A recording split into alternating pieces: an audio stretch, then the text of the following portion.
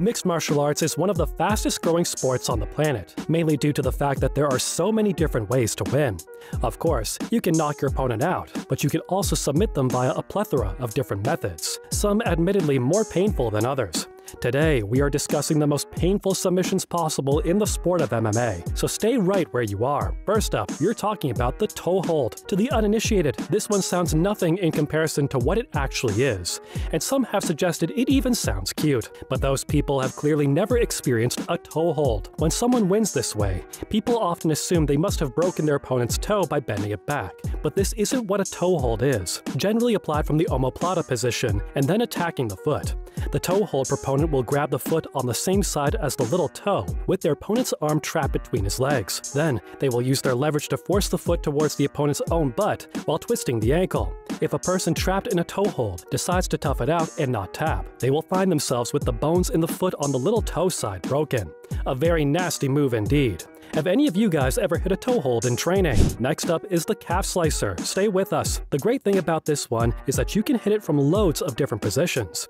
There's a ton of different setups too. Although some fighters decide to use it to hunt for other leg locks, it's a great submission in its own right. The idea is to place either your shin or forearm across your opponent's calf and use your own leverage and body weight to pull down on the leg in a bent knee position. You need to ensure your opponent's hips are in a position where they cannot move. To get the finish, you either need to push your opponent's leg toward them or pull it towards you. Again, this all depends on where you are attacking from and which angles you are using. One of the more dangerous attacks in a jiu-jitsu player's arsenal. This one can seemingly come out of nowhere if you are not paying attention, but they're pretty rare as there are a lot of variables in play. Former UFC lightweight champ Charles Oliveira managed to pull one of these bad boys off against Eric Wesley in his 6th outing in the UFC. Do you remember that one? The Omoplata is up next. Another extremely painful sub is the feared Omoplata. This one targets the shoulder, using the legs to isolate the arm. It is usually attempted from the guard position. It can also be pulled off from the triangle or lasso guard.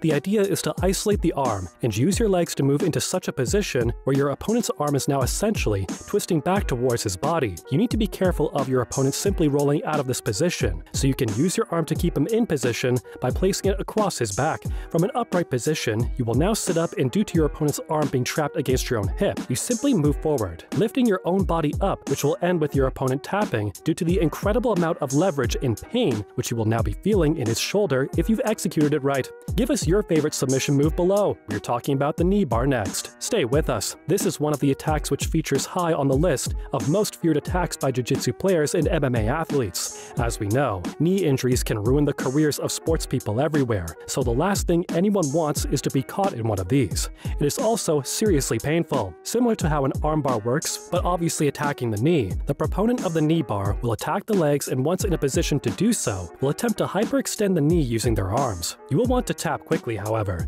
as this one can turn into a serious, long-term injury. The Kneebar is pretty rare in MMA, and so far across the UFC's run, there have only been 16 submission finishes. Some of those fighters who have won fights by way of Kneebar finish are Frank Mir, Ken Shamrock, and Zabit Magomed Sharipov. Where does the Kneebar rank in most painful attacks in your opinion? Let us know below. The Hammerlock is up next. The more intricate the move is, the less likely you are to see it.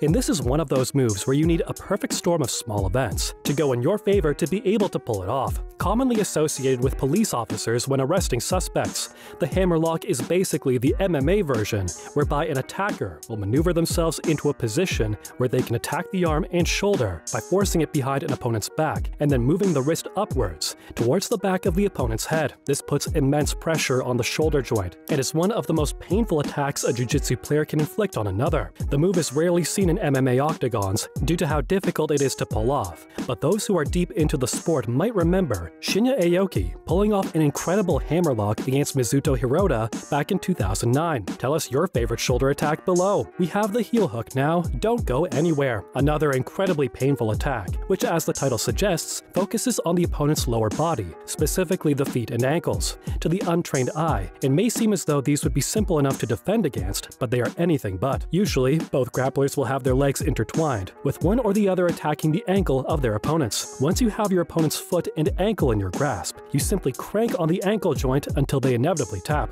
The crank puts immense pressure on the joints in the ankle, and if you don't tap, you will almost certainly either back out from pain or completely snap the ankle, rendering yourself unfit for competition for the next 12 months or so. Former UFC fighter Josemar Palars was a master at the heel hook and won no fewer than 4 fights in the top MMA promotion by this method. He is the only fighter to win more than 1 fight this way, which pretty much confirms him as the master of this particular technique.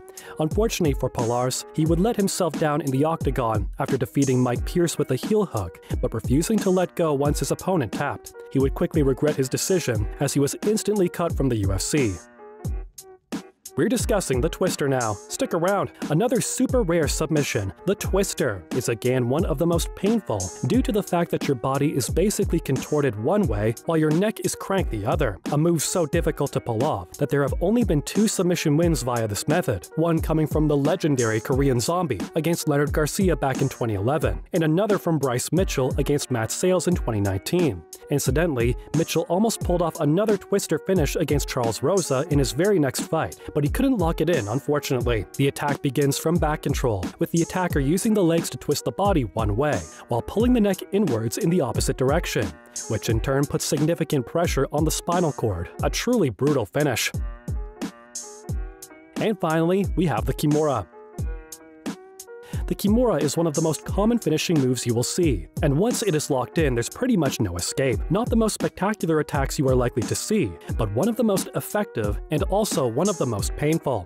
We recently saw Aaron Blanchfield lock in a Kimura on the ever-game Molly McCann, who simply had no way out. Sensibly, Molly tapped to avoid a certain broken arm, but some fighters mistakenly believe they can withstand the pressure of a Kimura, which often ends in a fractured arm. An example of this was provided back in December 2011 by Frank Mir, as he broke the arm of Antonio Rodrigo Nogueira, who refused to tap. The technique involves attacking the elbow and shoulder, and can be pulled off from a number of positions.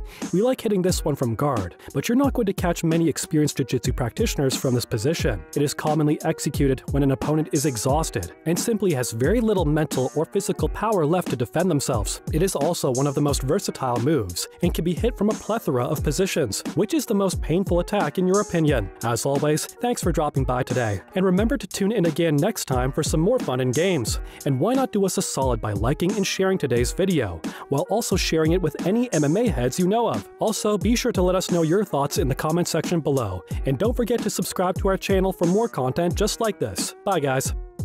He's gonna break his arm. He's gonna break his arm. Habib Nurmagomedov